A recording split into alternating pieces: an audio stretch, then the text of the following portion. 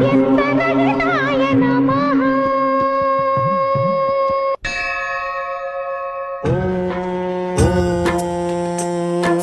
महाप्राणदीपं शिवं शिवं महुकाररूपं शिवं शिवं महासूर्यचन्द्राग्निनेत्रं पवित्रं महागाढतिमिरान्तकं सौरगात्रं महाकान्तिबीजं महादिव्यतेजं भवानी समेतं भजे मञ्जुनाथं।